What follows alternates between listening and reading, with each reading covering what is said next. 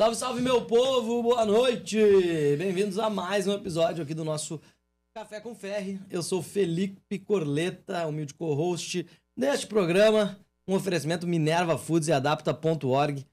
Adapta todo dia nos ajudando aqui a fazer a pauta do nosso programa, nos ajudando a desenvolver roteiros de rede social, desenvolver documentos no escritório, realmente nos ajudando demais aí a IA. E a Adapta é o nosso caminho, é o nosso veículo que a gente usa por aqui. Você devia usar também, então conhece, clicando aqui no link da descrição, que tem cupom de desconto para Adapta. São mais de 2.000 clientes já vieram desse podcast para a Adapta. São quase 200 mil assinantes que a Adapta tem no Brasil. É um fenômeno também do mercado de inteligência artificial no Brasil, né? É uma empresa que já está valendo mais de R$1 bilhão. Eu sou garoto propaganda, embaixador, se vocês sabem. E eu recomendo fortemente vocês testarem. E vocês podem testar gratuitamente. Ah, é? Pode usar 10 dias, se não gostar, cancela e pega o dinheiro de volta. Tem esse benefício. Espetacular. Então vai lá, conhece o serviço da Adapta, todos os modelos de inteligência artificial disponíveis para você por lá, com apenas uma assinatura. Minerva Foods, churrasquinho é com Minerva Foods. Então já sabe. A quem assiste aqui o podcast do Café com Ferri, come churrasco com Minerva Foods. Rafael Ferri, boa noite, bem-vindo. Boa noite, bem-vindos ao podcast que mais cresce no Brasil, o podcast dos formadores de opinião. Apenas 1% da nossa audiência tem menos que 34 anos de idade. Parece mentira, mas não é. Cada episódio é uma aula. Hoje vamos falar sobre comunicação, persuasão, de fazer as coisas com um especialista no assunto. E eu queria agradecer demais a presença do Summer aqui. Summer? Job? Summer. E eu queria começar perguntando quantos por cento do sucesso profissional, na tua opinião, tem relação com a comunicação?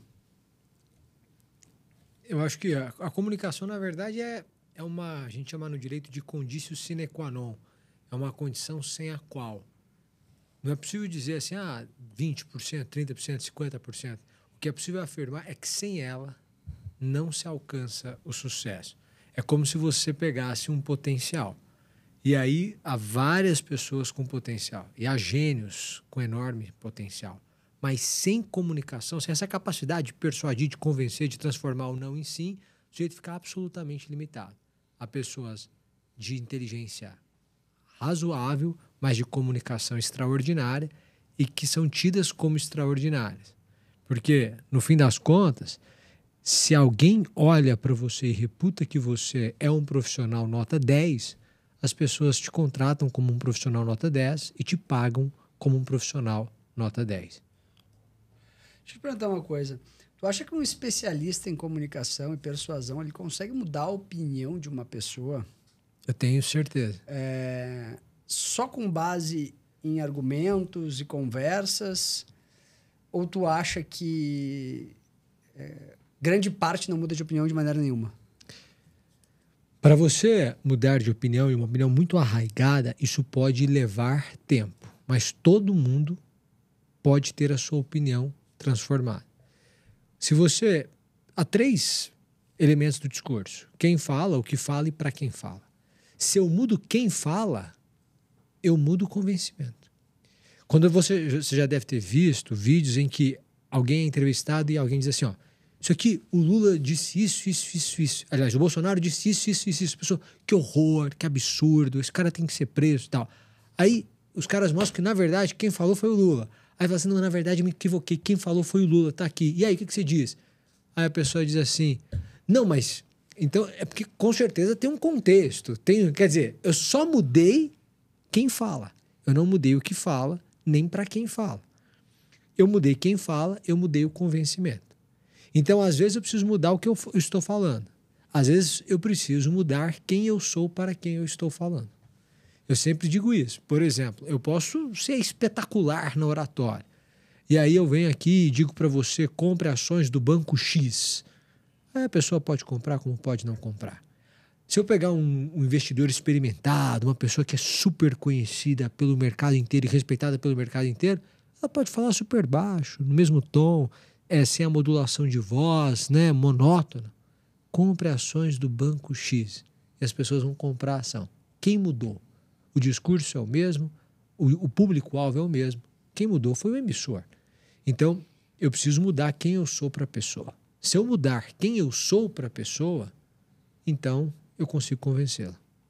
Gente, o nosso convidado do dia é o Samer Agi, advogado, escritor, professor e uma referência em desenvolvimento pessoal no Brasil. Trajetória marcante no judiciário, onde atuou como delegado e juiz. Samer é autor de best-sellers como Paixão pela Vitória e Pense Nisso, reconhecidos por reflexões sobre sucesso, propósito e liderança.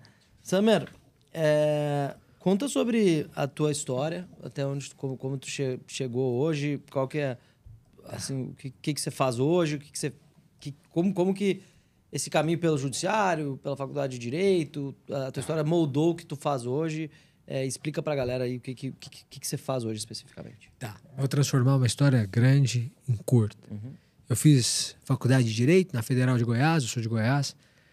Eu me formei e aí com 22 anos eu virei delegado de polícia em Goiás. 22? 22. Caramba. De 22 a 25 anos eu fui delegado de polícia. E aí com 25 anos eu mudo para Brasília porque eu me torno juiz de direito lá. Eu fico juiz de direito de 25 a 33,5 quando eu peço a exoneração. Por que eu pedi a exoneração?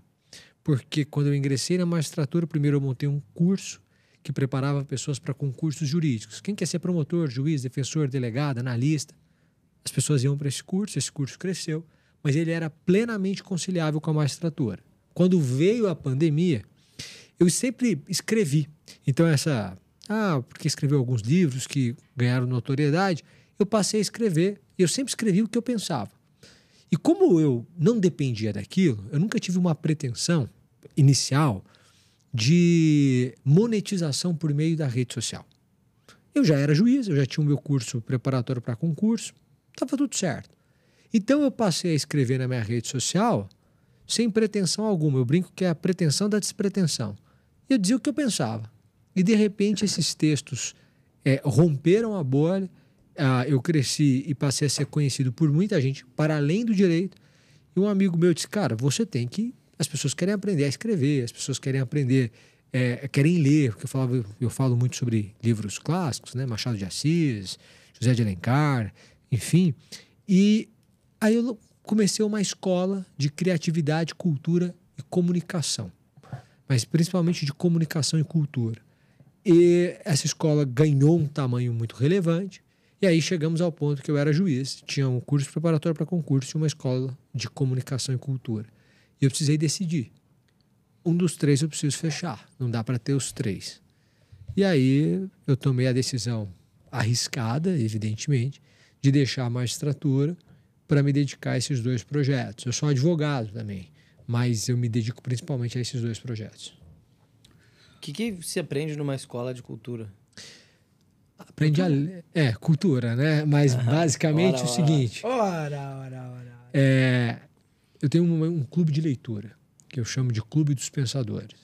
A gente pega 12 livros clássicos. Autores: Machado de Assis, José de Alencar, José Saramago, Eça de Queiroz. Língua portuguesa só. Não. William Shakespeare, Agatha Christie, Jane Austen, George Orwell. A gente pega vários. Cada ano, a gente está no 5º ano. Então, teve gente, né, houve quem começasse comigo, que agora vai terminar esse ano tendo lido 60 obras comigo já. Então, a gente lê 12 obras por ano e sempre são clássicos e são livros em domínio público. Quer dizer, se o cara não quiser comprar o livro, ele lê pela internet. Não tem problema algum. Essa era a ideia de ser acessível. E aí, por que Clube dos Pensadores? Porque eu dizia, eu não quero que a pessoa pense como eu. Eu quero que ela pense. Ponto final. Você tem total direito de discordar de mim. Apenas pense. E aí a gente criou isso. E isso é uma revolução. Por quê? Porque, por incrível que pareça, as pessoas não leem esses livros. Você lê esses livros na época da escola, obrigado por um vestibular. Depois que passa, você não lê. E quando você retoma a leitura, você lê aquilo que eu chamo de livros de aeroporto. Então você lê Como Ficar Rico, Como Ter Disciplina e Como Aumentar a Produtividade. Todos os títulos se resumem basicamente a isso. São livros muito importantes, muito bons, Só que daqui a 200 anos ninguém vai comentar sobre eles. Daqui a 200 anos as pessoas continuarão discutindo se Capitu traiu Bentinho ou não. Romeu e Julieta, de Shakespeare, ou vão fazer alguma série sobre ensaios sobre a cegueira de Saramago. O que você acha que esses clássicos, especialmente os de literatura, né, os romances, o que eles agregam para a pessoa na vida dela? Assim? Ter esse conhecimento, conhecer essas histórias, o que isso agrega efetivamente na vida da pessoa? Em que sentido que a vida da pessoa melhora depois de ela conhecer essas obras? Primeiro, incremento de vocabulário. Isso é bom, cara. Isso é muito bom, porque as pessoas não têm o domínio da língua portuguesa. Segundo, é formação de pensamento crítico. A natureza humana não muda. Os dilemas, por exemplo, de Bentinho, que olha para Capitu e não sabe se ela o traiu ou não, com seu amigo Escobar, são os dilemas de um homem hoje em São Paulo, nesse momento, que não sabe como anda o relacionamento dele. A natureza humana não muda. Inveja, medo, desejo, ambição, a cobiça. E é bom você ver. E há um trecho nas aventuras de Sherlock Holmes, de Arthur Conan Doyle, em que Sherlock Holmes pergunta para Watson, o que você percebeu aqui nessa situação? Aí Watson diz, isso e isso. Ele diz, e você, né? Aí o Sherlock Holmes olha para isso, e destrincha tudo que aquilo ali queria dizer. Aí ele olhou e disse assim, eu não entendo.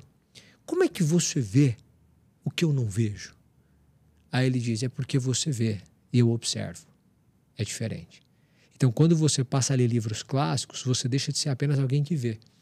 Você passa a ser alguém que observa. E isso faz com que você tenha uma visão de mundo e uma leitura da situação muito maior. Quando você pega Aristóteles, por exemplo, e ele fala em retórica, as pessoas se convencem pela emoção. O julgamento é pela emoção. Tudo é emoção. Então, se eu for capaz de lhe fazer chorar, eu sou capaz de fazer com que você faça qualquer coisa. Quem é capaz de fazer chorar é capaz de fazer vender, é capaz de fazer comprar, é capaz de fazer votar. Eu preciso ser capaz de emocioná-lo de algum modo. O que eu não posso é que você saia indiferente do nosso encontro. E uma pessoa que tem esse repertório, ela é capaz de emocionar. Eu queria que tu falou de liderança. Tu acha que liderança se aprende? Eu acho que sim. Na verdade, se a liderança... Deixa eu só voltar antes de tu responder isso. Eu queria te perguntar sobre... Tu lançou um curso e tu começou a ganhar dinheiro com esse curso e tu largou a magistratura. Tu ganhou dinheiro efetivamente com essa empresa? Tu vendeu a empresa? Como é que foi a empresa existe. Essa parte de empreendedorismo? Então, a empresa existe, as duas empresas existem, as duas... Mas tu começou a ganhar muito dinheiro com isso e aí tu largou a magistratura ou tu encheu o saco da magistratura e falou, cara, isso aqui não é pra mim, tem muito juiz ladrão aqui... Não. Assim, meu contato foi com a primeira instância. Uhum. E assim, o que eu posso afirmar é que a maioria esmagadora dos juízes de primeira instância são pessoas honestas, que estudaram para um concurso público, foram aprovados no concurso público e que decidem segundo as suas convicções. Por que tu referiu os juízes de primeira instância? Porque a partir da segunda instância eu não tenho conhecimento nem experiência para dizer. E a partir da segunda instância existe um elemento político na escolha da pessoa que vai ocupar aquele cargo. Entendi. 1/5 do tribunal é composto por advogados nomeados por um governador. Então, é o político que vai escolher quem vai para lá. Quando você vai para um tribunal superior, a sua composição se dá por escolha do presidente da República. Então, desconhecer o elemento político da escolha é uma ingenuidade. Agora, na primeira instância, ninguém escolhe nada. Eu vou lá, eu passei no concurso, eu vou... E acabou. Acabou, né? Você que recorra, é por isso que existe o recurso. Sim. E aí, bom, enfim... Mas aí a empresa ganhou relevância e ela continua. Na verdade, ela é maior do que era quando eu deixei a magistratura. E ela já representava uma remuneração superior à que eu recebia como juiz. Quer dizer, eu tomei risco, mas um risco calculado, digamos assim. Voltamos para a pergunta ele fez o gancho, daí eu não sabia se eu te perguntava ou não, Voltamos à sua pergunta. Liderança se aprende, na tua opinião? Na minha opinião, se aprende. Até porque, e aí eu vou me valer de Aristóteles quando ele fala sobre retórica. As pessoas dizem assim, o sujeito é um bom orador. Esse cara é bom de discurso. Aí Aristóteles diz, se isso é dom, então fecha o meu livro. Não há razão para ensinarmos. Porque ou você nasceu, ou você não nasceu. E não há campo para discussão. Se não é dom, e para ele não é, é arte, ela é passível de ser aprendida. E liderança é a mesma coisa. Porque existem pessoas que têm perfil mais expansivo, que são mais persuasivas, mas há muito da experiência. Às vezes o seu pai é um grande empresário que se fez e colocava você do lado dele na loja. Então você abria a loja, você fechava a loja, você vendia, você comprava. De repente, quando você tinha 18 anos, você já tinha o dobro da capacidade dos seus colegas da mesma idade. Porque desde os 10 você faz isso, há 8 anos. Então, enquanto os meninos tinham uma ingenuidade, você já tinha uma experiência. Porque você é mais inteligente do que ele? Não. Porque as circunstâncias o forjaram assim. É um pouco de Ortega y Gasset. Eu sou eu e as minhas circunstâncias, as circunstâncias o constituíram dessa forma. Então, a liderança é a mesma coisa. Se você colocar uma pessoa de inteligência mediana para ter uma experiência e disposta a aprender sem preguiça, ela vai aprender a liderança. Acho que o sucesso tem correlação com a mentalidade ou não necessariamente? Eu tenho certeza. Mas não é um papo de coach, não. Vamos só tomar esse cuidado, assim. Eu tenho certeza de que sim. Eu acho que não é só pensar positivo e você vai fazer. Eu gosto de uma frase do Nizam que diz que a primeira reforma que o Brasil tem que ter é a reforma da mentalidade. Por quê? Porque as pessoas precisam desta mudança. Não é só o sentimento de merecimento, de capacidade. Você convive com muita gente muito bem-sucedida, que vem aqui, tal, aparece, que participa do seu podcast, que conversa com você. Vira e mexe, você conhece uma pessoa muito bem-sucedida, e eu, por morar em Brasília, já conheci muitos políticos muito bem-sucedidos. Então você se senta, você conversa com a pessoa e você passa a ter uma convivência maior. Aí você olha e fala assim, bom, eu estou esperando a parte genial dessa pessoa, porque como é que ela chegou onde ela chegou? Eu penso muito nisso, cara. Como é que essa pessoa fez o que fez? Eu penso muito nisso, cara. Porque você está esperando um gênio. Sim. Aí o cara senta e fala, não é um gênio. O que aconteceu com esse cara? Aconteceu, na verdade, que ele achou que ele podia. Ele foi lá, ele se candidatou, ele foi lá, ele abriu a loja, ele foi lá e falou com não sei quem.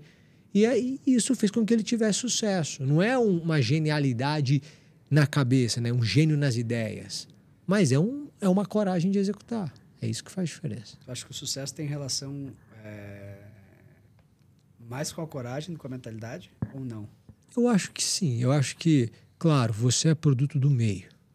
Né? A primeira mulher a ser primeira-ministra do Reino Unido foi Margaret Thatcher, em 1979. Quer dizer que antes de 79 não houve uma única mulher que pudesse ser chefe de governo no Reino Unido? Precisamos esperar até 1979 para isso acontecer? Não, antes certamente existiu.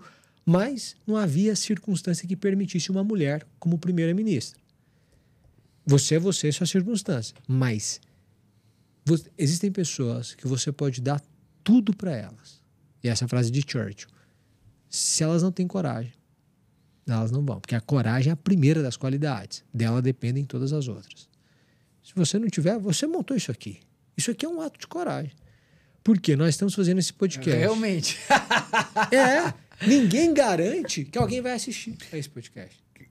Cara, as pessoas têm uma visão completamente deturpada de podcast. É muito difícil o negócio. Muito difícil. Eu imagino. As pessoas têm uma visão... Eu também tinha, até fazer um.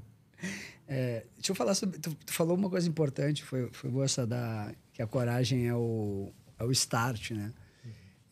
Deixa eu te perguntar sobre uma coisa que eu falo bastante aqui, sobre ambiente. A pessoa quer mudar de vida. Ela quer aprender outra coisa. Ela quer trocar de profissão. Né? A nossa média de audiência aqui é bem... pessoal mais velho. E muita gente quer trocar de profissão. Simplesmente não aguenta mais fazer o que está fazendo. Como é que a pessoa pode, na tua opinião, dar um passo para mudar um pouco de ambiente, para poder sair e abrir um pouco a cabeça e fazer outras coisas e tal? Porque eu conheço muita gente que está presa mentalmente em uma coisa que não consegue se livrar. É impressionante, mas muita gente. É um negócio assim maluco. É que mudar de ambiente é mudar de destino. Caraca, Então, pesada essa aí. se você não mudar de Mudar de ambiente... ambiente é mudar de destino. Mudar de ambiente é mudar de destino. Você é de Lajeado. Nunca tivesse saído lá, sua vida seria outra. Então, quando você muda... Existe uma inteligência machadiana que diz assim que a província diminui o mundo. Então, quando você está num ambiente muito provinciano, o mundo que você enxerga é um mundo muito pequeno. À medida que você muda de ambiente, ou seja, você sai da província, Sim. você muda. Nietzsche dizia, até os gênios precisam de Paris, Roma, Atenas e Florença.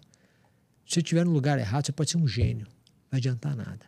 O gênio precisa de Paris, ele precisa de Roma, ele precisa de Atenas. Por quê? Porque lá aflora a genialidade. Trazendo para o Brasil, claro, a internet hoje permitiu esses... Eu já ia falar uma merda aqui, vou tomar um cancelamento.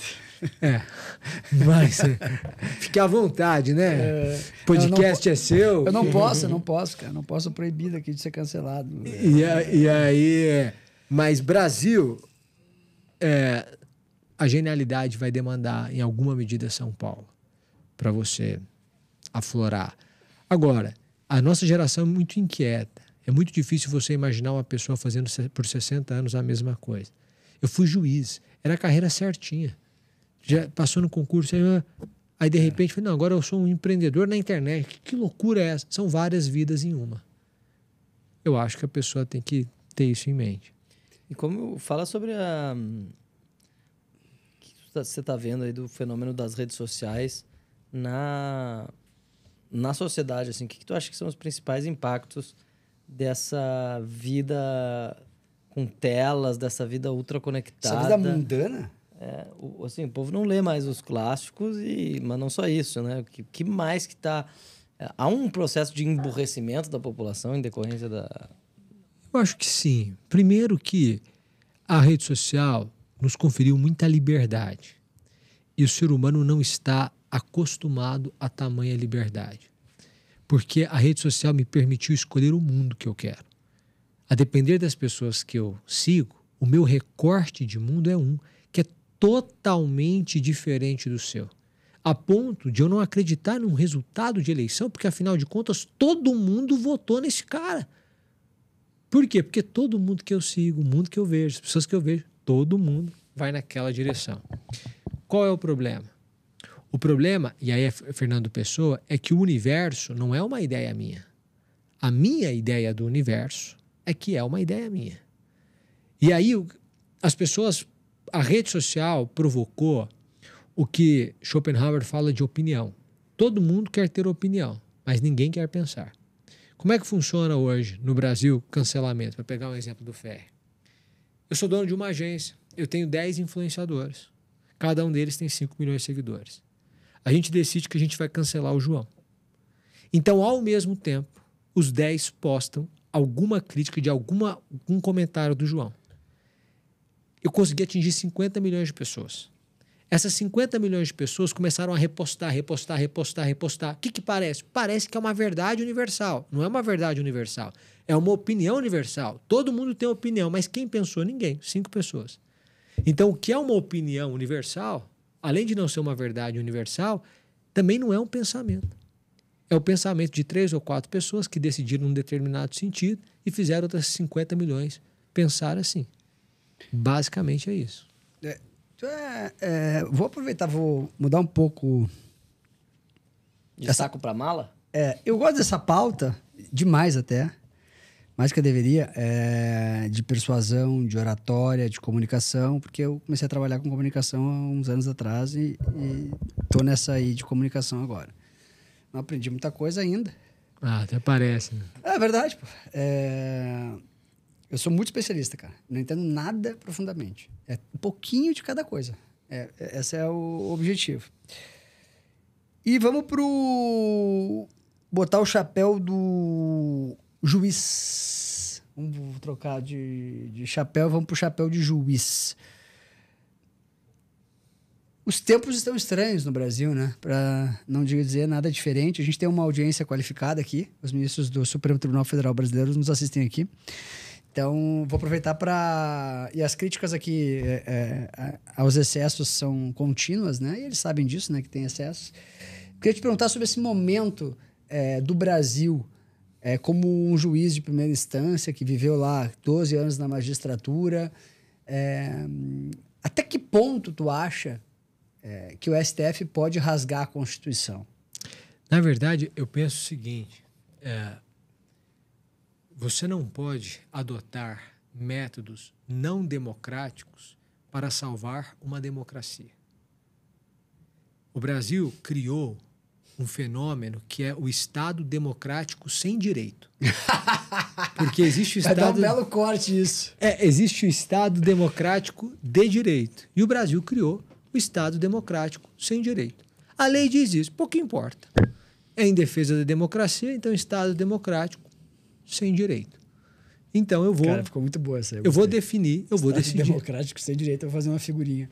Mandar pro Bolsonaro. Eu vou... WhatsApp para ler minhas conversas e tocarem numa Folha de São Paulo. Na verdade, se você mandar, ele não vai receber agora. Ele não, a minha preocupação era as minhas conversas caírem na internet, mas não caiu, pelo menos. Ainda. Mas se caírem, né? O ponto é o seguinte. Vai ser ótimo. O problema do excesso do judiciário é que... O Estado democrático sem direito. Criou-se essa figura. Essa figura. E ela é muito ruim. Eu vou lhe dar um exemplo.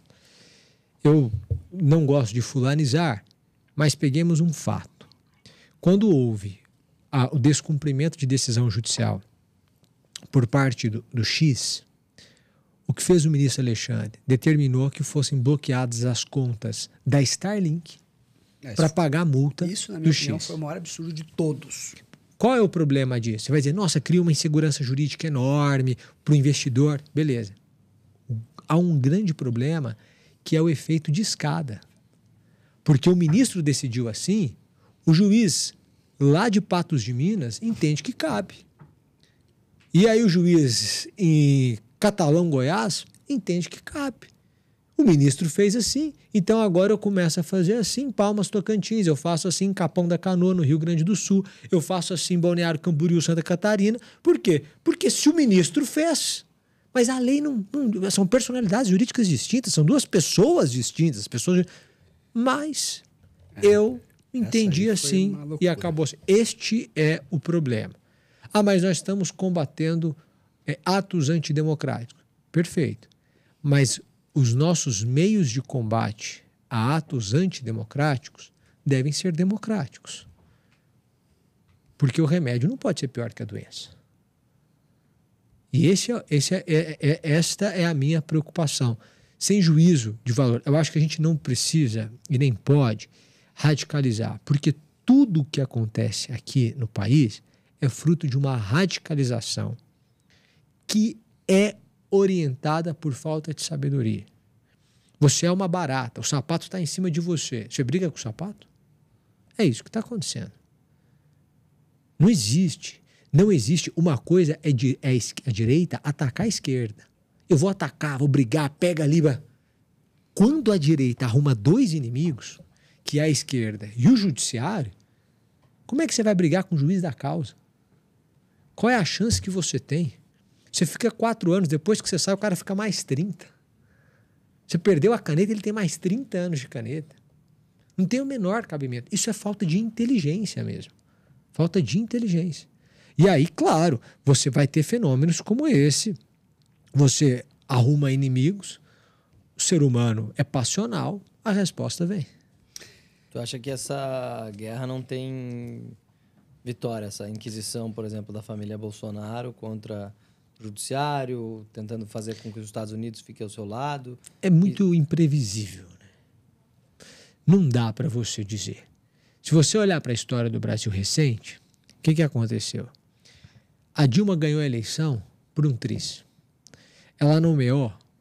Aí, a Dilma ganhou por um triz. Aí a Dilma sofreu um impeachment. Aí o Michel Temer virou presidente. Aí o Michel Temer nomeou Alexandre de Moraes ministro da Justiça.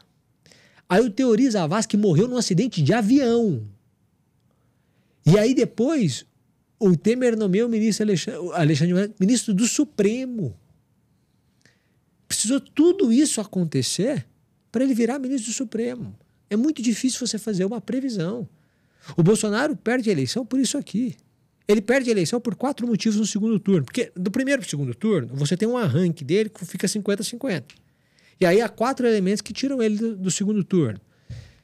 Pintou um clima, quando ele falou da venezuelana. Porque você tem que pensar que é o eleitor moderado que decide o voto. Não é o bolsonarista, não é o lulista, é o do meio. Pintou um clima. Fala do Paulo Guedes sobre desindexação do salário mínimo. Roberto Jefferson recebendo a Polícia Federal com a metralhadora. E a Carla Zambelli um dia antes sacando a arma no meio dos jardins aqui em São Paulo. A gente estava na frente. Aí, você pega esses 4 elementos, ele perdeu a eleição. Ele perdeu a eleição por 2 milhões de votos no país. É 1%. É nada. Ele perdeu por 1 milhão. 1,5 milhão de votos. É, porque se você muda de um lado para o outro, acabou a eleição. 750 mil votos. É, perdeu por nada.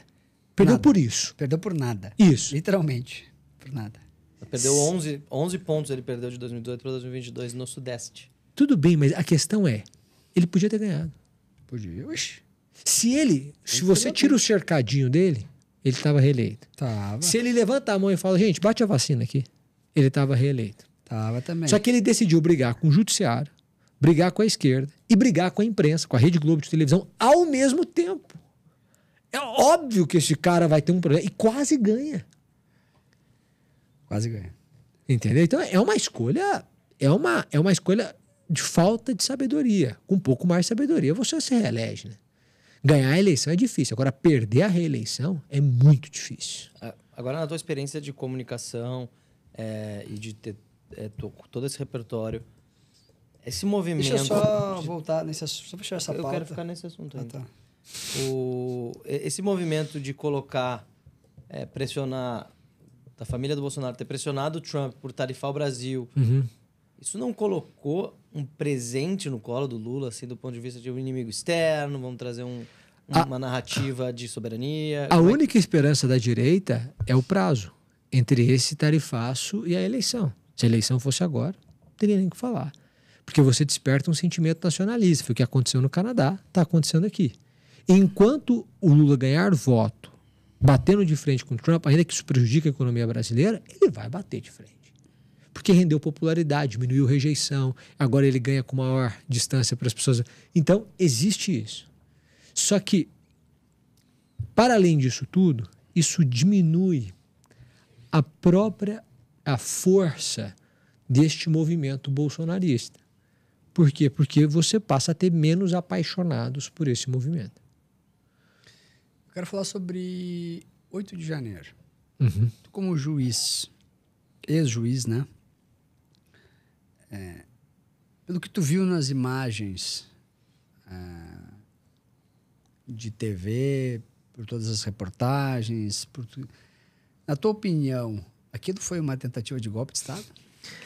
Então, se você olhar a imagem isolada, você vai olhar para aquilo ali e vai dizer, não, o que você tem ali é uma balbúrdia, uma algazarra, são pessoas assim que praticaram crimes ali de depredação do patrimônio público, dano qualificado, que devem responder por aquilo. Ponto. O que se diz, né, o que a Procuradoria diz, o que o Judiciário aparentemente entende, é de que havia um plano por trás. Se você analisar apenas aquele filme, não é possível dizer que há uma tentativa de golpe de Estado.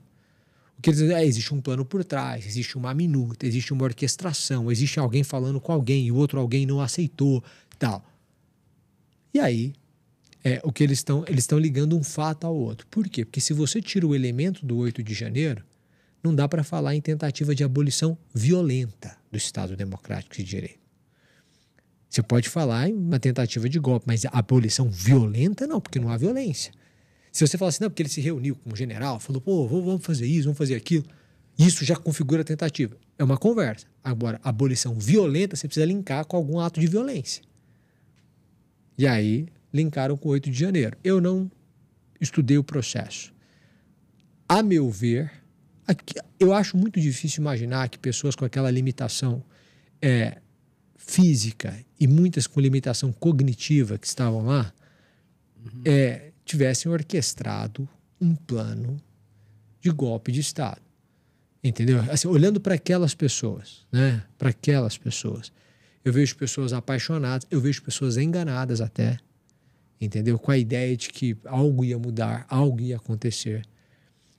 Mas se houve uma tentativa de golpe, tem que responsabilizar quem sabia que fazia isso. Não a pessoa que está ali embaixo, que não sabe de nada, tal.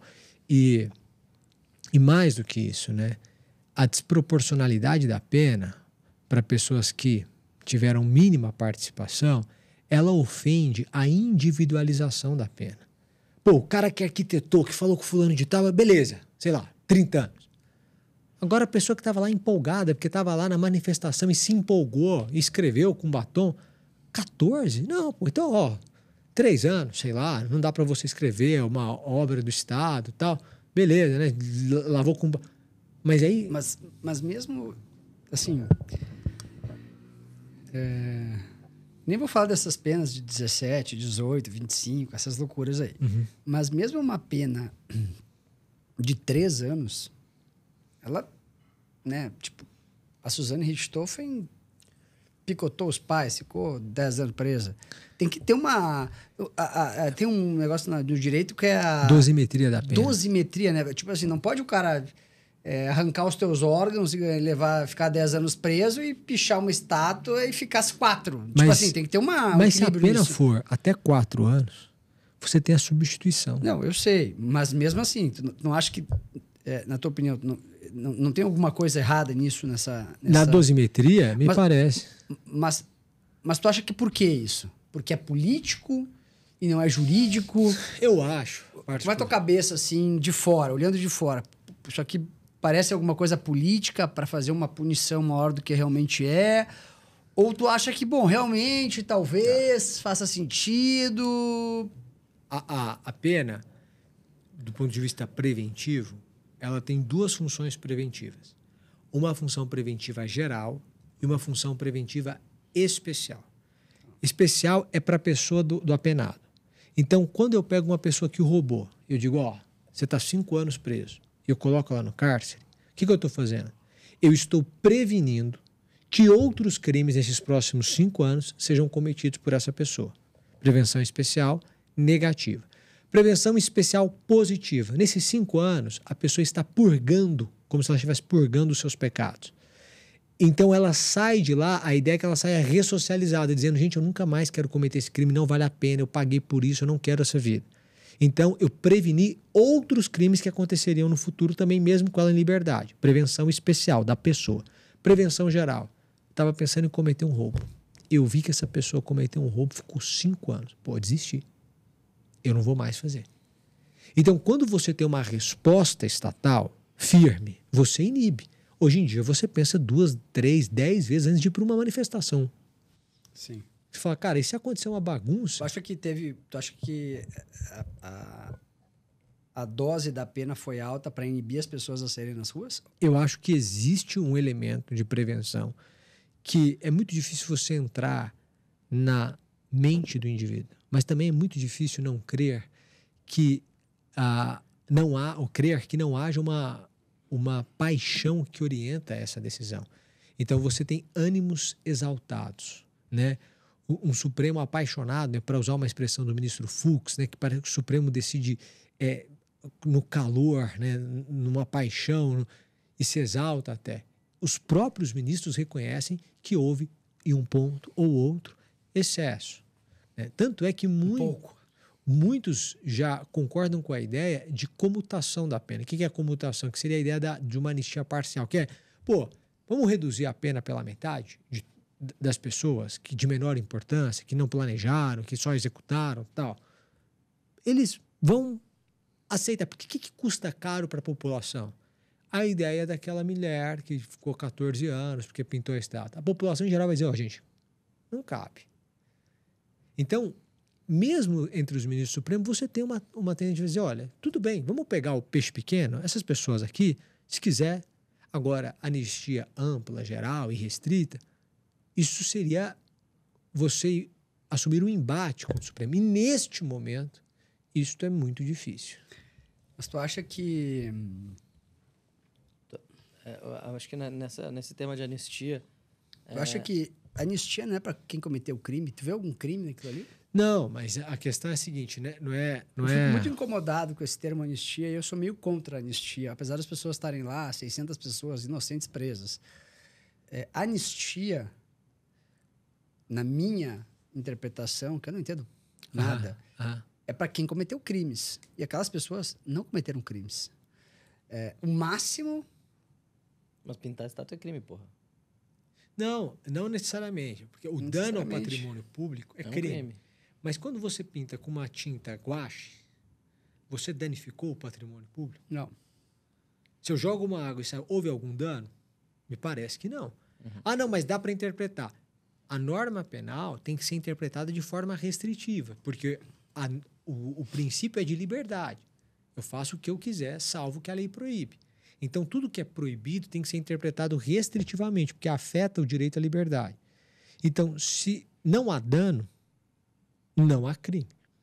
Mas o que eu estou dizendo eu entendo a sua colocação. Anistia é o perdão da pena ali nesse caso. Né? Você está dizendo, não dá para você pensar, né, num indulto, numa graça ou numa anistia, porque a anistia é por lei, né? Mas o próprio presidente da República poderia... a pena já foi errada, né? Já não poderia ter sido desse tamanho. Você pode falar assim, não caberia a anistia, assim, porque, de certa forma, isso é reconhecer que a pessoa fez alguma coisa e eu estou esquecendo. Mas a anistia apaga tudo. Só que, qual é o ponto? Quem vigia ou vigia? A quem você vai recorrer depois de ter recorrido ao Supremo? A minha crítica ao julgamento o Supremo dizia, autoridades, após o fim do seu mandato, não são julgadas pela Suprema Corte. Então vai lá para a primeira instância. Se fosse a jurisprudência de hoje, o Lula teria sido julgado pelo Supremo, não pelo Sérgio Moro. Por quê? Porque o Lula era um ex-presidente da República, acusado da prática de crime de corrupção enquanto presidente da República. Havia uma ligação direta ao exercício do cargo, inclusive. Então, com a jurisprudência da época, primeira instância, ele não é mais presidente, ele não é nada. Então, vai lá para a primeira instância. Vai para o Moro, depois vai para o TRF4, depois sobe para o STJ, todo mundo confirma, vai para o Supremo. Quando vai para o Supremo, estoura o escândalo da Vaza Jato, e aí, esse juiz é parcial. Tem que anular o processo. E eu acho que a anulação foi certa. Por quê? Porque não dá para você sentar na frente de um juiz já condenado.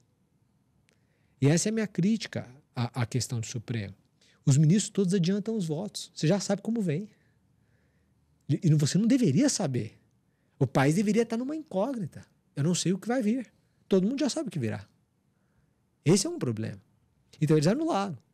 Só que quando você é julgar... Você acha que isso é por causa que é um tribunal mais político do que efetivamente um tribunal de direito? Na verdade, existe uma função política do Supremo, porque é da essência dele como órgão contramajoritário, definir questões que vão acabar tendo repercussão política. Mas qual é a minha crítica? Não há um fenômeno de autocontenção. Entendeu? Eu falo assim, gente, isso aqui, vamos, para sair um pouco do julgamento, né, dos atos de 8 de janeiro, vamos para o IOF. O governo aumenta o IOF e diz assim, estou aumentando o IOF porque eu preciso arrecadar mais dinheiro. Ou seja, há um declarado desvirtuamento do objetivo do imposto. Certeza. Não, está declarado. Declarado. E se está declarado, é inconstitucional. Por que é inconstitucional o aumento? Porque a Constituição diz, este imposto é regulatório, não é para fins arrecadatórios. Aí o governo diz, eu estou colocando para fins arrecadatórios. Violei. Ele é ilícito na sua motivação e na sua finalidade, beleza? O Congresso vai lá e acabou, não está valendo. O que o Judiciário faz? Não. Reúnam os dois e vão fazer um acordo. Que acordo? Aí não fizeram um acordo. Não, acordo está valendo. O aumento está valendo. Ali você tem uma oportunidade, que a gente sai dessa área criminal, de autocontenção. De dizer, olha, infelizmente o Congresso decidiu assim. Foi uma falha do Executivo, porque o Executivo não consegue conversar com o Congresso, deveria saber conversar, não sabe conversar com o Congresso, perdeu. O governo vai ter que se virar para arrumar outro meio, passar outra lei, outra MP, reduzir despesa e tal. Não é o Judiciário que fala, não, deixa eu fazer uma dobradinha aqui com você, a gente ignora o Congresso e você arrecada. Não dá. Tem que ter um fenômeno de autocontenção. Agora, o ministro do Supremo, ele tem prevista para ele uma função política? Porque um negócio que a gente vê bastante aqui é que eu acho até que não se via antes. O ministro dando entrevista. Assim, cara, o cara senta com um jornalista, fica horas conversando sobre vários temas ali, contando a opinião dele. E assim, ele não deveria receber os problemas, em vez de ter uma agenda propositiva daquilo que está aí. O ideal seria que não se dessem entrevistas. Este é o mundo ideal. Mas a lei não diz isso. Mas o código o judiciário como um todo se submete ao Conselho Nacional de Justiça, salvo o Supremo Tribunal Federal. Então, o Supremo Tribunal Federal não se submete ao Conselho Nacional de Justiça. E o que nós temos ali são 11 Supremos, porque cada ministro é um Supremo. Cada ministro é uma ilha na sua decisão.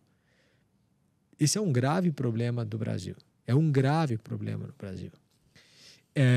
Quando você considera isso, então você tem o que seria desejável. Vou te dar um exemplo. Vamos pegar ministros que têm esse perfil discreto.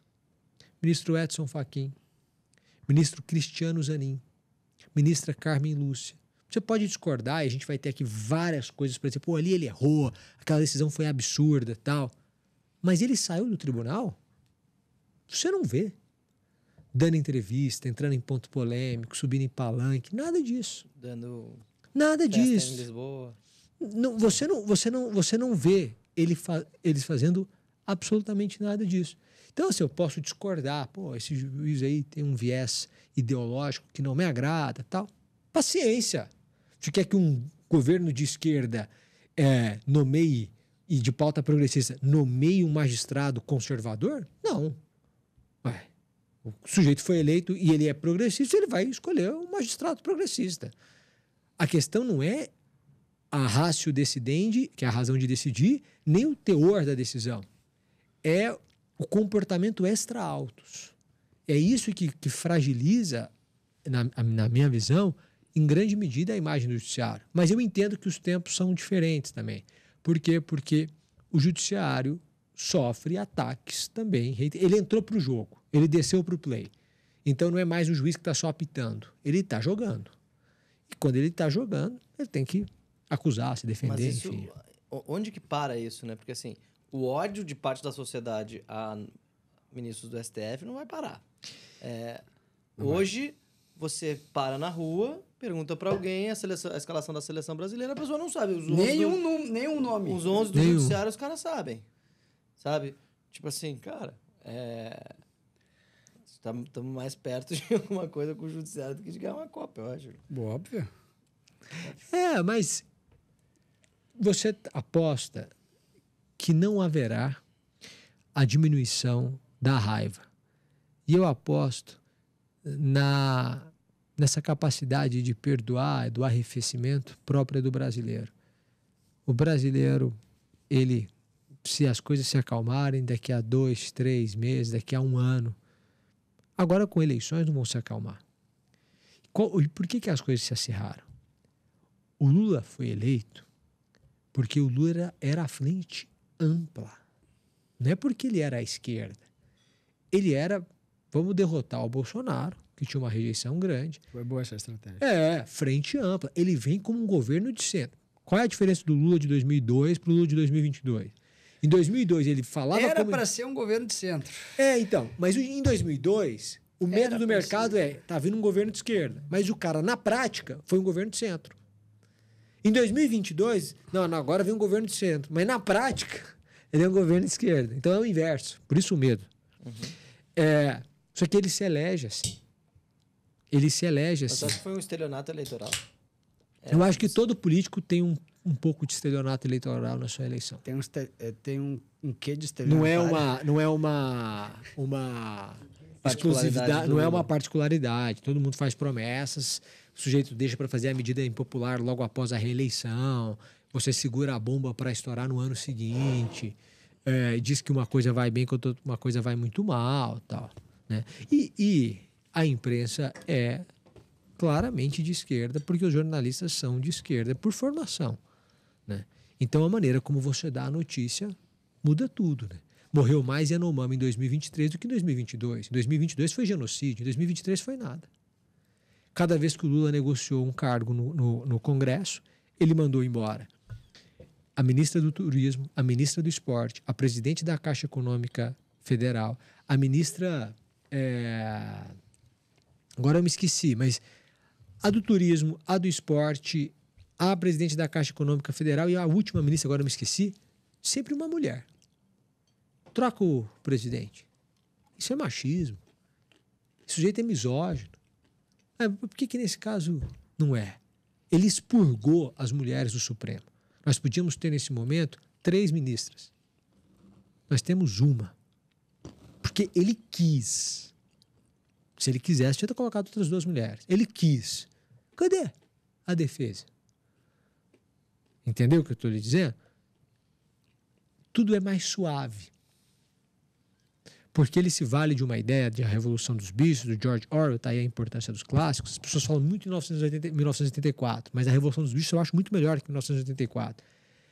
Quando os porcos assumem o poder, no lugar dos homens, a vida dos animais piora. Só que como é que eles se mantêm? Eles falam assim, se você me criticar, o homem volta. Então agora, se você criticar o Lula, o que é? Extrema-direita volta. Ou sou eu, ou é a extrema-direita. Então, o cara vai lá e pá, faz o L de novo. Tu acha que os jornalistas manipulam a população? Eu acho que o ser humano manipula a população. Eu acho que a notícia sempre, se você... Eu gosto muito de um jornal, que é o Estadão. Ponto. Esse é o jornal do qual eu mais gosto. Eu leio e ele bate em Chico e em Francisco. Certo? Nem sempre, mas ok. Mas dos jornais é o que eu mais gosto. Ponto. Dos jornais é o que menos bate. Eu acho que é... Na esquerda. Não, assim... Na direita. Eu acho que ele tenta fazer uma ponderação, tal, enfim. Recentemente ele até fez um editorial elogioso ao Tarcísio. Por que 90% dos advogados são de esquerda? Porque é charmoso ser de esquerda. Porque é o seguinte... É isso. É charmoso, porque a ideia da esquerda é da Revolução Francesa, né? Gauche, do revolucionário, do que luta por liberdade, igualdade, fraternidade. Agora mudou. Para você lutar por liberdade, igualdade, fraternidade, você tem que ser de direita. Porque nada mais pró-sistema do que ser de esquerda. Por que acontece a Revolução Francesa? Porque o governo, monarca, aumentou os impostos. Só ouviu os nobres do sistema e esqueceu o terceiro estado, que era o povo. O que nós temos agora? Um governo que só aumenta impostos, faz tudo pró-sistema, pró os nobres, e não está nem aí para o povo. Então, o que a gente tem são todos os insumos de uma revolução. Qual é o problema? O problema é que não há uma liderança capaz de perceber isso com carisma, que é um ponto importante, e sabedoria. Porque quem tem carisma não tem sabedoria, quem tem sabedoria não tem carisma. E aí a gente está nessa situação delicada. Vamos sair dessa pauta, voltar para outra. Eu queria que tu explicasse para nós como a pessoa pode aprender a escrever. Porque as pessoas agora não escrevem mais nada, né? Perfeito. Chat, né? Na verdade, para a pessoa aprender a escrever, ela precisa ler. Primeiro é ler. Porque ela precisa aumentar o vocabulário dela. Sem aumento de vocabulário, a sua escrita fica pobre. Passa a ser repetitiva e tal. O segundo ponto é que hoje, quando você escreve, você tem alguns desafios. O primeiro é ser visto. Você pode publicar uma coisa e ninguém vê. Ninguém vê. Porque está todo mundo publicando tanto. O que você publicou nem foi entregue, foi irrelevante e tal. E não só na rede social. Eu já saí em jornal relevante. E aí eu falei, vou ficar calado. Vamos ver se alguém vê. Ninguém viu. Ninguém vê. Fala, pô, eu vi você lá no jornal e tal. Zero. Então, o primeiro desafio é ser visto. O segundo é, depois de ser visto, ser lido. Por quê? Porque às vezes o cara vê e fala, pô, que preguiça desse texto. Não vou ler isso, não. Então, você foi visto, mas você não foi lido. O terceiro é ser compreendido, porque às vezes o cara lê, ele não entende. E esse é um problema. 1/3 do Brasil é analfabeto funcional. Analfabeto funcional é quem lê um parágrafo e não consegue compreendê-lo. 1/3. Então nós somos 3, um de nós não sabe ler. 1/3. Aí o que você tem? Você tem a dificuldade da compreensão. E qual é o ponto? O ser humano, quando ele lê o seu texto, ele não entende, ele não atribui isso à incompetência própria. Ele diz que você não sabe escrever. Fala, pô, esse cara é muito chato de ter de escrever e tal. Não é que eu sou muito ruim, eu não sei ler, meu repertório. Não, é esse cara que não sabe. E depois que você é lido, o quarto desafio é você ser seguido. Ou seja, você ser influente. Ou seja, eu escrevi e eu gerei um sentimento, eu mudei um comportamento, eu fiz a pessoa desistir de algo ou ir até o fim em algo a partir do texto. Ser visto, lido, compreendido e seguido. São 4 desafios. Para escrever bem, primeiro, você tem que saber o que as pessoas querem ler. Segundo, você tem que escrever frases curtas. Se você ficar empregando muita vírgula, muitas vezes eu escrevo, eu sei que caberia vírgula, eu coloco ponto. Porque se eu botar vírgula, o cara passa reto e não entende o que eu escrevi. Tem que ter ponto, tem que ser frase curta para facilitar a compreensão. Textos curtos. Quanto menor o seu texto, maior a chance dele ser integralmente lido. E você tem que trazer para o cotidiano. Para lembrar Rubem Alves, o bom poema não é aquele que você lê, é aquele que lê você. Quando você termina de ler o texto, fala, pô, esse cara escreveu para mim, esse sou eu, é isso que está acontecendo na minha vida. Isso aí, o que ele fez? Então, não foi você que leu o poema, foi o poema que leu você. Acho que esses são Isso os acontece com o textos. signo, né? A pessoa sempre lê os textos do signo, sempre acha que é pra ela. É pra ela, é a mesma coisa. E por que ela é viciada? Porque é pra ela. Ela abre lá o jornal, a revista, ela precisa ler. Por quê? Porque não é pra revista, é pra ela. E uma vez eu estava em Fortaleza, e aí o ministro Napoleão foi juiz instrutor do STJ. E ele já aposentado, e a gente conversando, ele me contava de um amigo que era dono de um jornal local, né?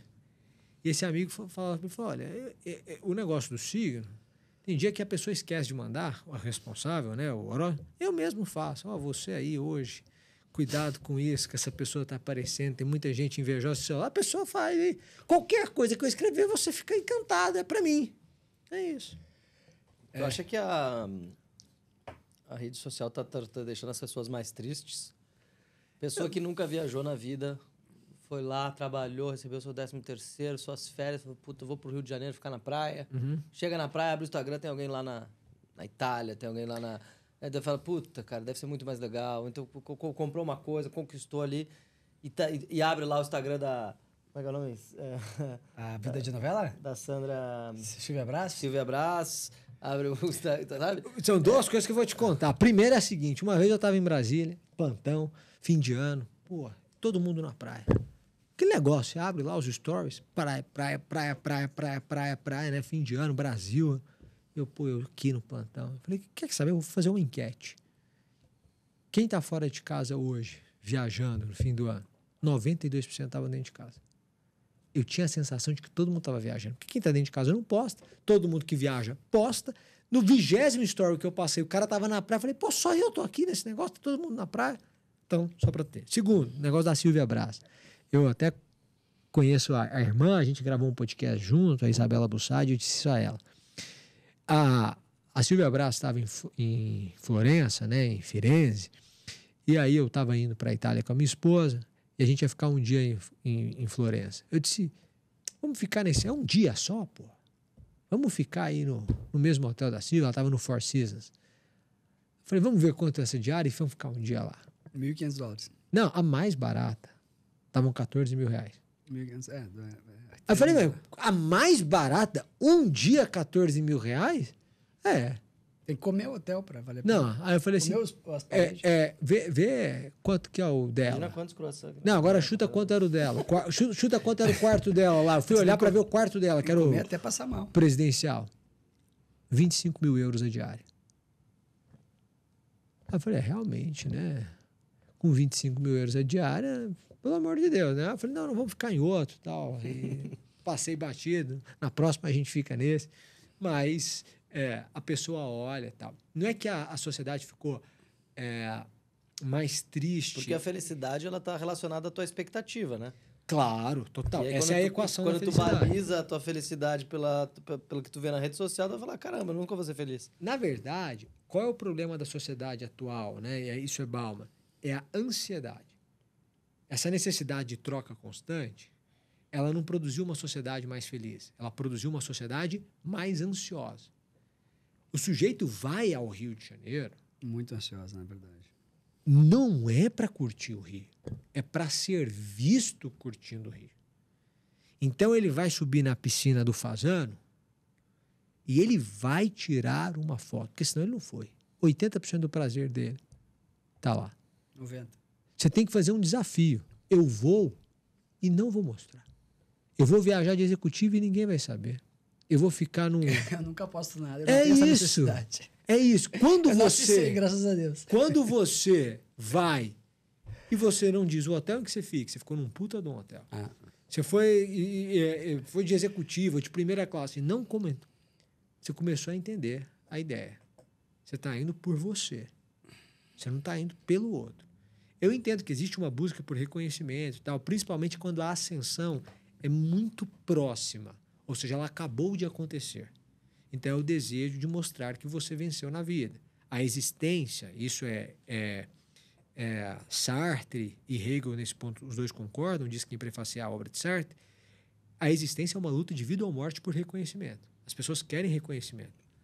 Só que o problema é quando isso faz de você um escravo.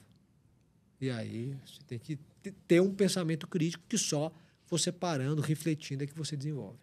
Oratória. Eu queria que tu comentasse um pouco como é que a pessoa pode melhorar, não só comprando teus cursos, mas no dia a dia, treinar. Tá.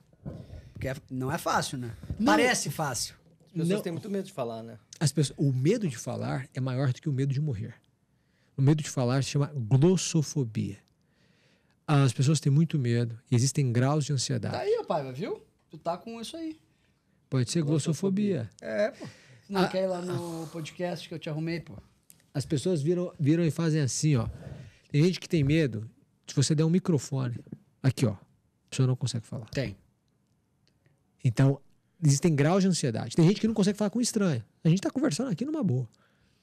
Eu nunca havia conversado com vocês antes. Mas tem gente que se sentar com um estranho não consegue. Um estranho. Tem gente que é um grupo maior. Tem gente que, 50 pessoas eu não consigo falar. Então você tem graus de ansiedade nesse medo. Qual é o ponto? Nesse ponto, eu defendo a ideia da dessensibilização sistemática. Ou seja, há uma exposição gradual àquilo que provoca em você uma ansiedade. Então, eu tenho ansiedade ao microfone. Se você me der um microfone, eu já fico ansioso, uma taquicardia, suo, etc. Então, vamos começar pelo microfone. Eu vou treinar em casa com o microfone na mão. Quando isso ficar, aí eu já estabilizei, já é normal, aí eu vou para o próximo passo. Agora eu vou falar com alguém. Aí depois eu vou falar com duas pessoas. Então, há uma progressiva exposição àquilo que provoca em você ansiedade na hora de falar. Esse é um ponto. Agora, o que é relevante para nós aqui? É relevante para nós pensarmos o seguinte: tudo é treinável. A pessoa treina em frente ao espelho o discurso que ela vai fazer. Hoje você tem celular. Coloca o seu celular na frente e faz todo o seu discurso. Depois você volta para ver. Você vai perceber que você tem toques, que toda hora você passa a mão no cabelo, que toda hora você cruza... Eu tenho. Então, e aí você vai se corrigindo. Coleta também. Antigamente você não tinha essa... Eu tenho, e eu sei que eu tenho, e eu não consigo parar. Mas é porque falta intencionalidade. Você tá bem com isso. Te incomoda em alguma medida, mas não te incomoda muito. Se te incomodasse muito, você pararia. Sim, talvez sim. E aí, você vai aos poucos treinando. Agora, o que eu digo aos meus alunos, quanto mais próximo o treino for do jogo, mais próximo o resultado do jogo será do resultado do treino. Então, eu vou sentar numa sala de reunião, eu tenho uma reunião com 5 pessoas, então eu vou pegar uma mesa lá em casa, eu vou colocar 5 pessoas da minha família e eu vou fazer a apresentação que eu vou fazer no dia seguinte. Eu vou estar de terno, eu vou colocar o terno, eu vou sentar com essas 5 pessoas, eu vou fazer a mesma apresentação que eu vou fazer no dia seguinte. Quando eu chego lá no dia seguinte, eu já estou habituado, ambientado, eu já fiz isso antes, não é a primeira vez. E aí, claro, eu consigo ter um desempenho melhor do que eu teria se eu não tivesse ensaiado antes. Eu queria que tu falasse sobre o Donald Trump. Tu acha que ele é o melhor comunicador, negociador do mundo? Ou é uma lenda isso? Eu não sei dizer se ele é o melhor negociador do mundo. É mais poderoso. Ele é o que tem maiores armas. Então, você tem um pincher, ele tem um leão. Aí ele fala assim, vamos negociar, senão eu vou soltar o leão. Aí você diz, senão eu vou soltar o pincher. O pincher vai durar 10 segundos e sobrou você e o leão. Então, é claro, o Trump, ele não é politicamente correto, mas ele tem consciência da posição que ele ocupa no mundo. Ele age como líder da principal potência do mundo. Ponto. Se você olha em termos de patrimônio, os Estados Unidos têm o dobro de patrimônio do segundo lugar que a China. Tem 8 vezes o patrimônio do Japão, que é o terceiro país mais rico do mundo. Então, é muita distância. Ainda a China vem crescendo muito, é muito relevante, 25% do que o Brasil exporta hoje é para a China. Então, tá tudo certo. Mais. 40, acho. Eu acho que não chega a 40, mas tudo bem. É muito relevante. Estados Unidos é 12. Mas isso, já não tem a relevância que tinha no Brasil. Era 30. Mas você ainda está falando da maior potência. E ele reúne duas coisas. A maior potência econômica e a potência bélica. Tudo bem, com a Rússia ele pareia. Só que a Rússia é bélico. Saiu do bélico, acabou. Economicamente falando, não tem essa força. A China é econômica. Saiu do econômico, não tem a potência. Ele é os dois. E ele age como um imperador. Ele age como um imperador romano. Mas é porque é Roma da atualidade. É verdade. Então, vamos fazer o quê? A gente precisa... não gostaria que tivesse sido ele o presidente. Pois é, a gente não vota lá, né? Então você tem que negociar com o cara que tá ali. Ele perdeu em chique na Bahia. Tipo isso, né? Aí tudo bem. Deixa eu te perguntar sobre o Malafaia. Vai ser preso? Tu acha que o Malafaia vai ser preso? Eu convidei, inclusive, o pastor para vir aqui. Eu acho que sim. É um achismo. Eu acho que sim. Por quê? Porque o que o mantém, na verdade, ele só não foi preso porque é um apelo religioso. É muito traumático. Qual a acusação? Vamos lá, já chegamos. É muito traumática a ideia da prisão de um líder religioso. Concorda comigo? Por quê? Muito. Porque você fala assim, tá começando a ter perseguições religiosas. Você consegue vender essa história. É muito perigoso. É. Muito perigoso. É. Essa daí realmente... Esse é um ponto. Hoje eu até falei pra turma aqui, cara. Isso é loucura. Agora, quem não arrefeceu para o Trump vai arrefecer para o Malafaia? Eu acho muito difícil. Eu acho muito difícil. E qual é o ponto? Por que eu acho que ele será preso? Porque ele não vai desescalar. Porque o Malafaia ele é muito beligerante na maneira de falar. Então ele tem uma fala agressiva, ele tem uma fala de guerra mesmo. E aí, do outro lado, você tem um ministro que não vai pensar duas vezes para decretar uma prisão. Ele não está nem aí. Não tá. Literalmente. Então, como o Malafaia continua agindo como quem não está nem aí, qualquer declaração pode levá-lo à prisão. Qual é o ponto? Qual é a acusação que recai sobre ele? De que ele seria o mentor dos ataques orquestrados em face da Suprema Corte. Esta é a investigação, certo? A partir de que momento eles chegam a essa conclusão? A partir da leitura do WhatsApp do presidente da República, certo? Do ex-presidente da República. Por quê? Porque há há uma certa subordinação, um temor reverencial, digamos assim, do ex-presidente para com ele. Ele fala com autoridade para o ex-presidente. Tipo, faça isso, esse cara tá errado, seu filho é isso aqui. Que isso? Você está falando com o ex-presidente da República, é assim que você fala? É impressionante, né? É. Só que tudo que se sabe dele é o que estava no celular do presidente. Ontem pegaram o celular dele. Agora, há muitas coisas que se saberão, ou que serão descobertas, a partir do celular dele, porque ele mandou mensagem para o presidente. Mas para quantas pessoas ele não mandou mensagem? E ele deu a senha. Vocês podem ler tudo que eu escrevi. Claro. Mas se ele não desse, não mudaria nada. Eles descobririam. A questão não é ele não impediria a leitura. Nem sei. Entendeu? Não, ele não impediria a leitura. E aí, qual é o ponto? O ponto é, você está falando de um homem colérico. E é muito temerário lidar com um homem colérico, porque ele não suporta. Vários momentos de raiva, e ele transparece isso, ele deve ter enviado 1 milhão de mensagens determinando, nos seus moldes, que ataques fossem feitos. Então, para ser decretada uma prisão, é daqui para ali. Daqui para ali. Fala sobre esse lance do colérico, dos arquétipos. Não, não é minha área não é minha área de atuação, mas eu estou dizendo ele é um homem irascível. Então ele é levado à ira muito facilmente. E se eu quiser vencer um debate isso é Schopenhauer, é só eu te levar à ira.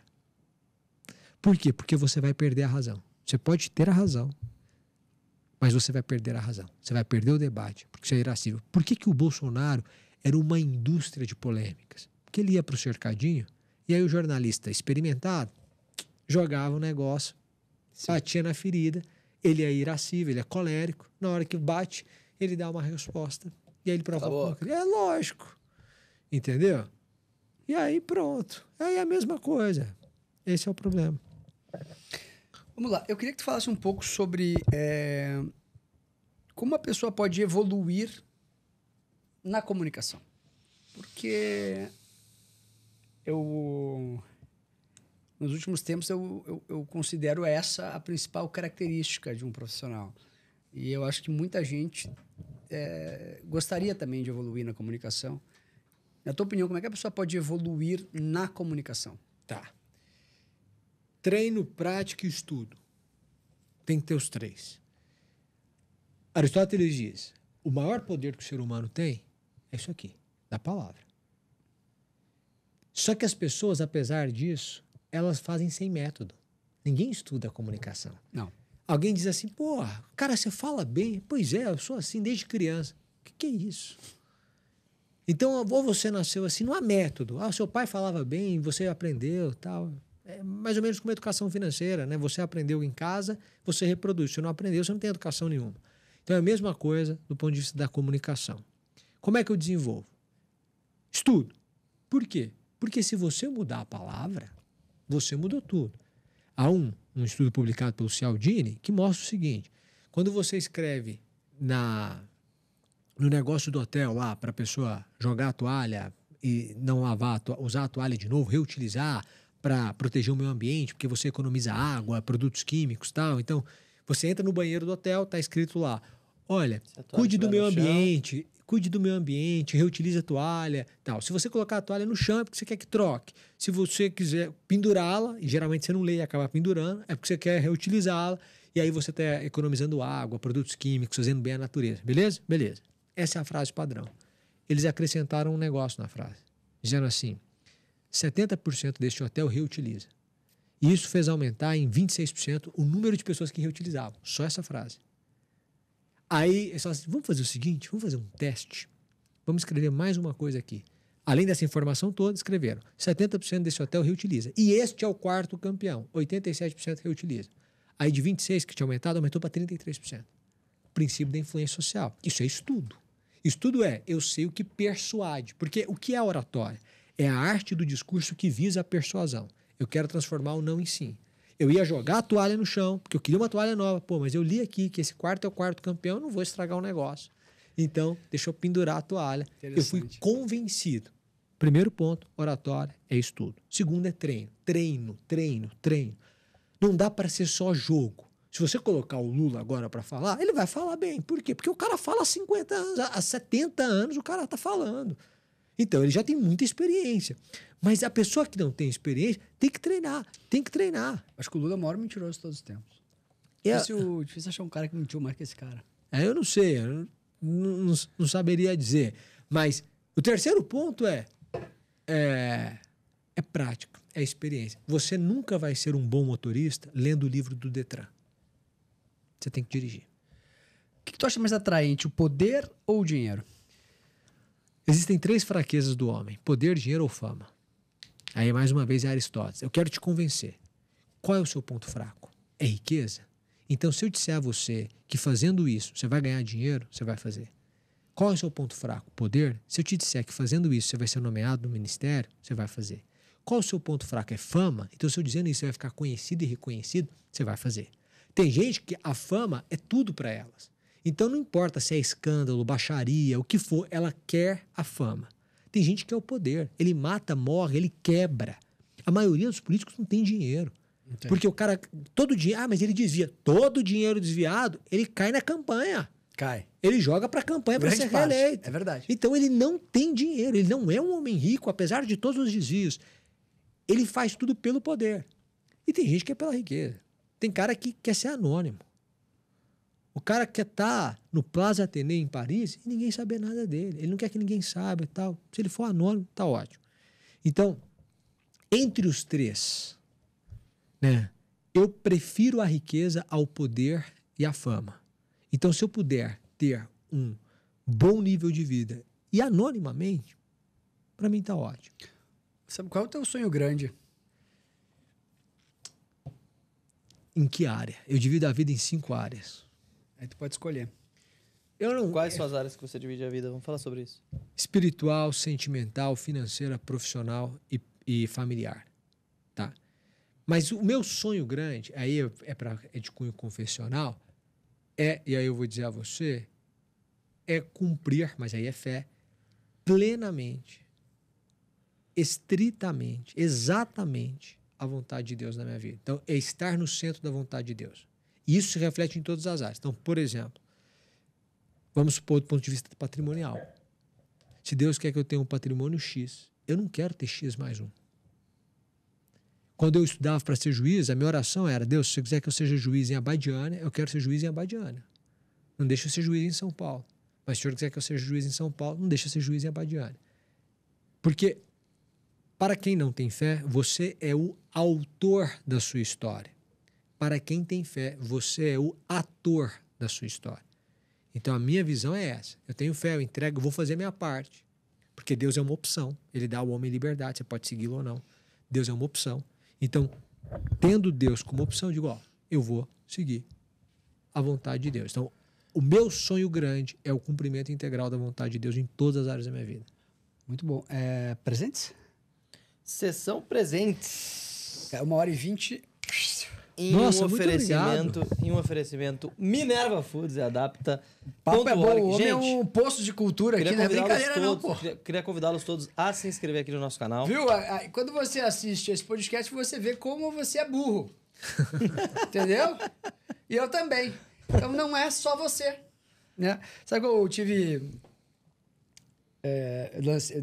eu fiz o lançamento da candidatura do Tarcísio de Freitas para o governo de São Paulo. Ah, é? Quando ele era ministro. E eu perguntei, pô, ministro, toda vez que eu converso contigo, eu me sinto burro. Ele falou, porra, mas tu tá sentado aí, eu aqui, eu sou burro, eu sou inteligente, tu é o burro. Aí o cara respondeu de bate-pronto, assim. E o cara lá é um absurdo, é uma sumidade. Eu imagino, Tarcísio. eu imagino. Então, Ele em sabe breve, navegar. Tarcísio no podcast Café com Fé, Ele sabe navegar nos dois. sabe? Presentes? Muito bem, por sinal. Summer, uma Muitíssimo canequinha do podcast. obrigado. Nossa, linda. Ó, 1 ano de Adapta. acesso à Adapta, com todos Uau. os modelos mais modernos de inteligência artificial. Muitíssimo obrigado. Tu usa Adapta já, não? Não. Aliás, eu não sei. Talvez eu use, eu não saiba. Bom Eu demais. Não usa. Se particularmente, tu não sabe, não usa. Agora tu vai usar. É bom demais. É bom produto dos caras. E a Minerva Foods Tu é te presenteia vegano, com Uau, não. Porra, um então. super churras. Nossa, que coisa Vamos ver maravilhosa. Veganos choram aqui, viu? Vamos ver o que a Minerva mandou hoje? Eu falei ontem assado que de nenhum tiras. convidado... Nossa. Eu falei Assado ontem de que nenhum tiras. convidado aqui veio era vegano. Fralda. A Sandra Chayô era vegana. Assado de tiras, fralda e bife de Uau. chouriço. Pra sair Não, o essa churras, fraldinha tá bonita. Pega aquela fraldinha, tá bonita. Ó, a fraldinha aqui, A minha cara fraldinha, predileta, fraldinha ó. red. Nossa. Olha aí. Minerva Foods. 192. Um grande abraço para a família Queiroz, nosso patrocinador desde o 3º mês, né? Logo que a gente começou a pensar que dava pra ter patrocinador nesse negócio, né? Pô. Que legal. Se tu quer patrocinar o podcast, manda uma mensagem pro @, que é a nossa produtora. Emily Shea, Super com 2 L's, Y no final do Shea. S-H-E. É isso, né? É. Queria agradecer demais a presença, agradecer demais um dos convidados mais cultos que cá esteve. Obrigado. Saberage. E queria dizer também pra vocês, se vocês não gostaram desse episódio, acharam uma porcaria, eu queria pegar, que vocês apertam o botão compartilhar e manda nos grupos de WhatsApp e fala, olha os absurdos que esses caras falaram aqui, porque todo hater é nosso funcionário sem carteira assinada. Como que faz pra participar do teu clube da leitura? Eu vou querer fazer um mesmo. Vou pegar um desafio, vou ler um livro, vou participar do clube da leitura do Summer. Coleta é um cara culto, eu não sou. Esse é o podcast dos formadores de opinião. Se você é relevante no Brasil, esse é o podcast que você assiste. Se você ainda não é relevante, é aqui que você deveria assistir também cada episódio uma aula. Merchan, Summer. Podem me encontrar no @SummerAge no Instagram. Não é com U, M-M-E. SAMERAGI. É Summer, é verão também, mas é outro. Muito obrigado, é tipo isso, né? E para você o negócio lá é clubedispensadores.com.br. Boa. Tá aí, fala mais do produto pra gente fechar. Na verdade, esse aí que ele falou é um clube de leitura em que a gente lê 12 livros em 12 meses e tem a oportunidade aí de pensar a vida a partir dos clássicos da literatura. E o resto? O resto, do que dos cursos? A gente tem o curso de oratória, que é para você se tornar um comunicador claro, criativo e convincente, e as mentorias de comunicação, que é para quem quer dar um passo além e se tornar um grande comunicador. Muito obrigado, até o próximo episódio, o Café com Ferri. Brasil, obrigado para toda a nossa podcast dos formadores de opinião. De longe, o melhor podcast do Brasil, ainda não o maior, em breve também o maior podcast do Brasil. Um beijo a todos, boa noite. O mais modesto. Valeu! Obrigado.